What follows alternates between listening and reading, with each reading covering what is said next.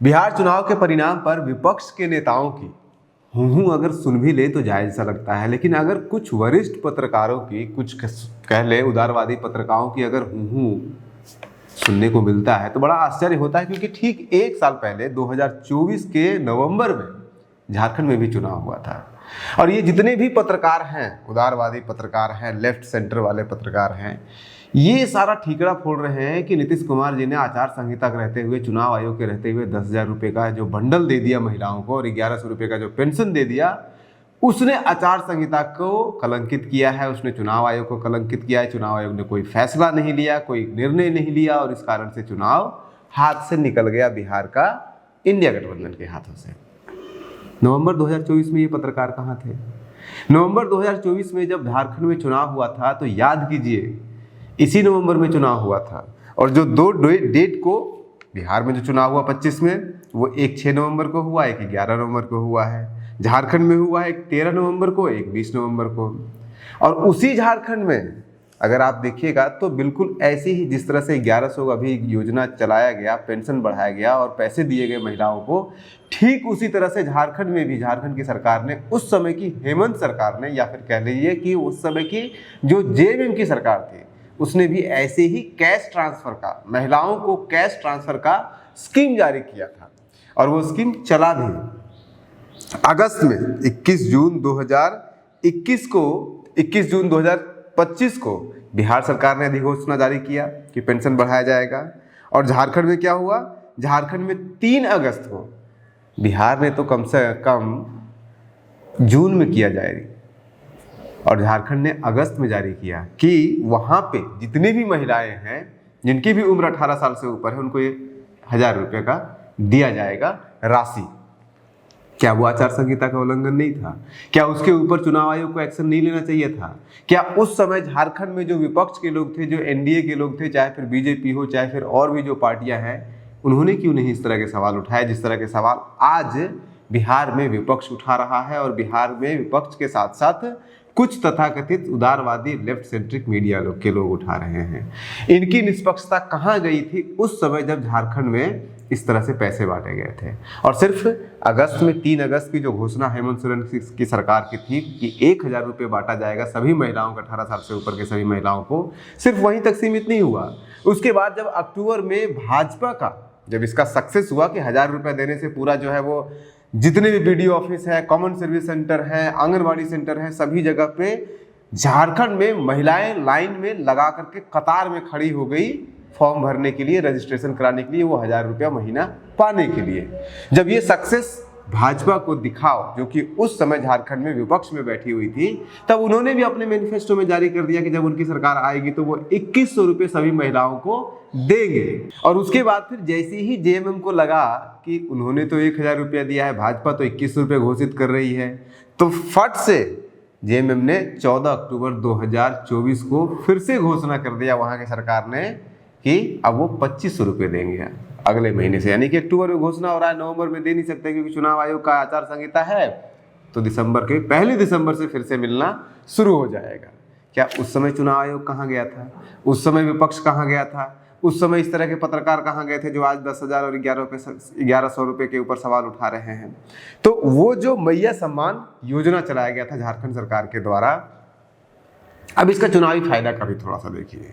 बिहार में किसी भी कैंपेन में मुख्यमंत्री को या किसी भी बड़े लीडर को, आपने देखा है जेडीयू या भाजपा की सरकार के किसी भी लीडर को, बड़े लीडर को बिहार चुनाव के दौरान, कि जब वो 10,000 रुपये का नाम ले रहे हो और पेंशन बढ़ाने का नाम ले रहे हो, कोई बड़ा पोस्टर लगाया गया हो इस तरह का, और उसी लाइन पे कोई यात्रा निकाला गया हो, कोई बड़ा रैली निकाली गई हो, कोई बड़ा जनसभा किया गया हो इस स्कीम के आसपास।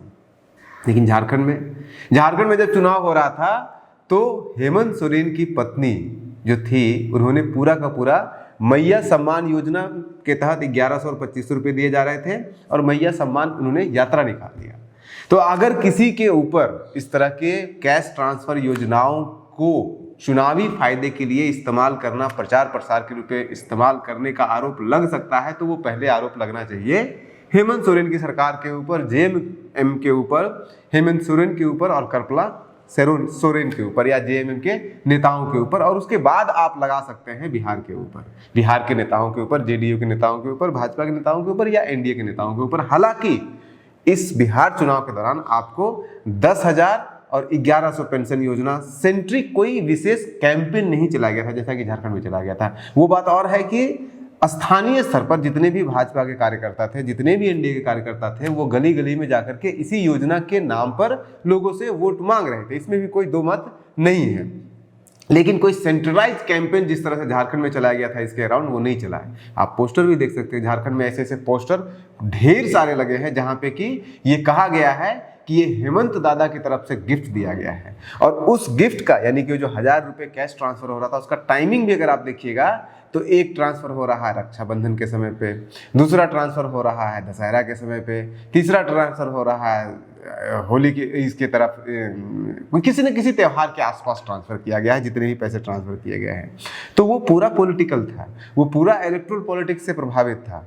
तब किसी ने सवाल नहीं उठाया। तब भाजपा ने सिर्फ इतना कहा था, इस पूरे योजना, इस पूरे स्कीम के अगेंस्ट में सिर्फ इतना कहा था कि ये सिर्फ पॉलिटिकल गिमिक है, ये सिर्फ चुनावी जुमला है। इसके अलावा कभी चुनाव आयोग के पास, चुनाव आयोग के ऊपर सवाल नहीं खड़ा किया था इस तरह के कैश ट्रांसफर योजनाओं के आधार पे। अब थोड़ा सा झारखंड को छोड़ दीजिए। आपको याद होगा 2 साल पहले राजस्थान में चुनाव हुआ था। राजस्थान में उस समय कांग्रेस की सरकार थी। कांग्रेस की सरकार को किसने रोका था इस तरह की किसी योजना की घोषणा करने के लिए?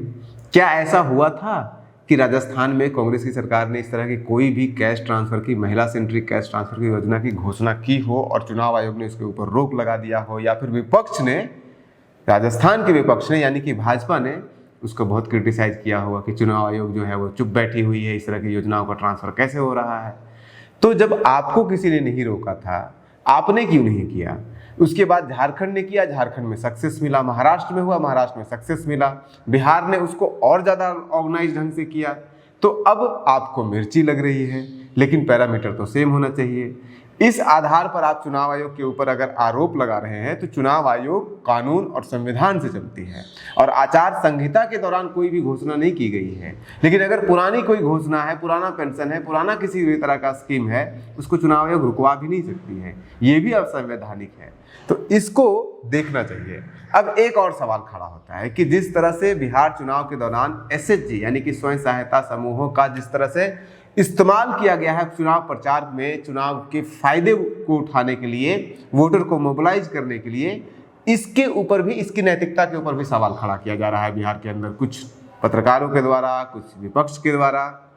लेकिन हम आपको याद दिलाना चाहते हैं कि ये कोई नई चीज़ नहीं है। जिस समय एसएचजी का बहुत कम लोग नाम जानते थे, 2005 का झारखंड का जब चुनाव हुआ था, झारखंड विधानसभा चुनाव हुआ था, तो उस समय जो आजासू पार्टी है वहाँ की, जो स्टूडेंट यूनियन की वहाँ पे पार्टी है, उसके नेता सुदेश महतो बिल्कुल राइज किए थे सिर्फ इसी कॉन्सेप्ट के आधार पर कि उन्होंने वहाँ के लोकल एनजीओ, खास करके महिलाओं का एनजीओ और जो एसएचजी पहले से बना हुआ था वहाँ पे, उसका इस्तेमाल इन्होंने किया था अपने चुनावी प्रचार में और चुनाव में इलेक्ट्रल पॉलिटिक्स, इलेक्ट्रल फायदा उठाने के लिए। तो ये कोई नया नहीं है। जिसको जितना बन पड़ता है वो करता है। बिहार में चूंकि सबसे ज़्यादा पूरे देश में एसएचजी है, तो ऑब्वियस है कि बिहार में एसएचजी का सबसे ज़्यादा इस्तेमाल होगा। जिस राज्य में नहीं है, अब राजस्थान में कम एसएचजी है तो राजस्थान कैसे फ़ायदा उठा लेगा, तेलंगाना में कम एसएचजी है तो वो कैसे फ़ायदा उठा लेगा, या कर्नाटक में कम है, या फिर जो भी कांग्रेस शासित प्रदेश है वहाँ पे अगर कम एसएचजी है तो वो बिहार के स्तर पे एसएचजी का तो फायदा उठा नहीं सकते हैं। अगर बिहार ने एसएचजी को बनाने में मेहनत ज़्यादा किया है तो उसका फायदा भी तो बिहार ही उठाएगा, चाहे सरकार जिसकी भी हो। कल के डेट में अगर महागठबंधन की सरकार बिहार में आएगी तो वो भी इसका फायदा उठाएगी। तो इन सवालों के जो दूसरे पक्ष हैं उसके ऊपर भी ध्यान देना चाहिए। और निष्पक्षता का मतलब ये नहीं होता है कि सिर्फ सत्ता पक्ष का बुराई करना, चुनाव आयोग के ऊपर सवाल खड़ा करना और विपक्ष के साथ खड़ा होना निष्पक्षता नहीं होता है। निष्पक्षता होता है जहाँ पे आपका कोई विपक्ष नहीं हो। बने रहिए न्यूज़ इंटर के साथ। नमस्कार।